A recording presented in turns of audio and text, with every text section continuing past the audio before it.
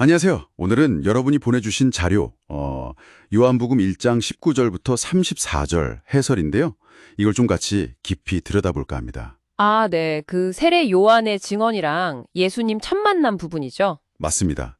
특히 세례 요한이 누구고 또 예수님에 대해 뭐라고 증언했는지, 그리고 이 자료만의 어떤 해석들이 좀 흥미로워서요. 네, 맞아요. 요한이 자기가 누군지 밝히는 부분하고 또 예수님을 향한 증언들, 이게 단순히 성경 구절만 보는 거랑은 또 다른 해석의 여지를 주더라고요. 그렇죠. 바로 시작부터 좀 강렬한 질문이 나오잖아요. 예루살렘에서 온 제사장들, 레위인들, 이 사람들이 와서 요한한테 다짜고짜 당신 누구요? 이렇게 묻는단 말이죠. 네, 그 당시 분위기가 뭔가 메시아를 기다리는 그런 게 강했으니까요. 혹시 이 사람이 그 메시아인가? 아니면 엘리야, 뭐 그 선지자 이런 기대감이 있었겠죠. 근데 요한 대답이 아주 그냥 단호하죠. 그쵸. 딱 잘라서 나는 그리스도가 아니다 이러잖아요. 엘리야도 아니고 그 선지자도 아니고. 네, 그러면서 자신은 누구라고 하죠? 이사야서 인용해서 광야에서 외치는 자의 소리다. 딱 이렇게. 아, 주의 길을 곧게 하라고 외치는 소리. 그러니까 주인공이 아니라 길 예비하는 역할이다. 이거네요. 맞아요. 심지어 나는 그의 신발끈 풀기도 감당 못하겠다. 이 말에서 얼마나 자신을 낮추는지 그 겸손함이 느껴지죠. 와, 정말 그러네요. 근데 이 자료 있잖아요. 여기서 약간 좀 뭐랄까 반전 같은 걸 언급해요. 아, 그 나중에 요한이 감옥에 갇혀서 제자들 보내는 이야기 말씀이시죠? 네, 맞아요. 예수님한테 오실 그이가 당신 맞습니까? 이렇게 물어봤다는 거. 이걸 들면서 요한의 사명 완수에 대해 좀 다른 시각도 있다? 뭐 이런 뉘앙스? 네, 그 부분이 이 자료의 해석 중 하나죠. 처음에 그 확신에 찬 증언이랑 나중에 그 인간적인 질문을 좀 대비시키면서 요한의 역할에 대해서 좀 더 복합적으로 보려는 시도 같아요. 반드시 흔들림 없이 다 완수했냐? 뭐 이런 질문을 던지는 거죠. 아, 그렇군요.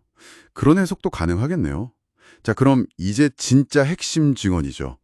요한이 예수님 딱 보고 외치는 거. 네, 보라, 세상 죄를 지고 가는 하나님의 어린 양이로다. 정말 유명한 구절인데 이 하나님의 어린 양, 이게 무슨 뜻일까요? 이게 이제 구약의 그 희생제사, 특히 유월절 어린 양이랑 바로 연결이 되는 거죠. 그냥 개인의 죄가 아니라 아예 인류 전체의 죄.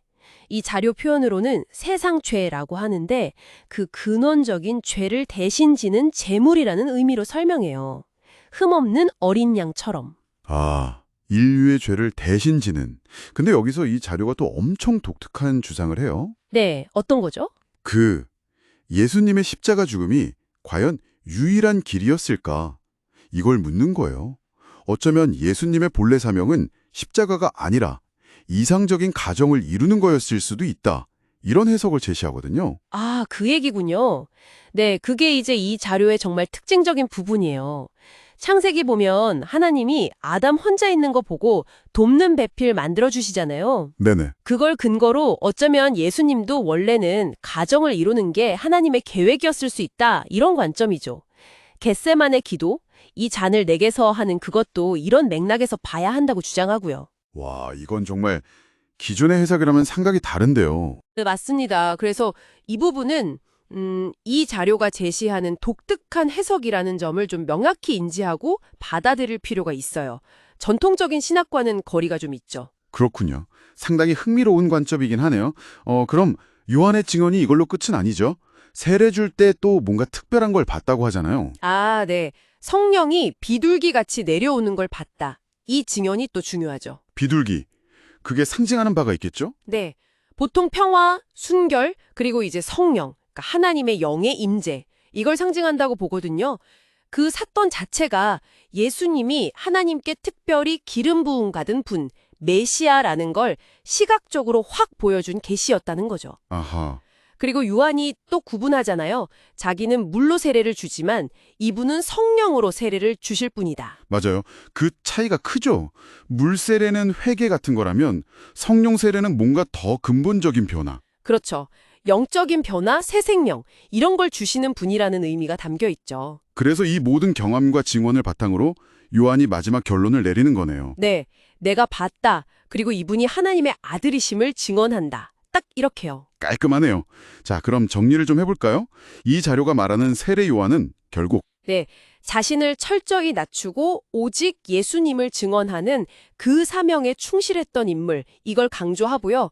특히 예수님을 세상 죄를 지고 가는 하나님의 어린 양, 또 하나님의 아들로 선포한 그 증언, 그리고 성령 강림 사건, 이게 예수님의 정체성을 확정하는 핵심 근거라고 보는 거죠. 동시에 아까 말씀하신 대로 그 예수님의 사명이나 십자가에 대한 이 자료마의 독특한 해석적 관점도 있다는 거고요. 맞습니다. 그 점도 분명히 기억해야 하고요. 그럼 이 오래된 증언 그리고 이 자료의 해설이 오늘날 이걸 듣는 여러분께는 어떤 의미로 다가올까요?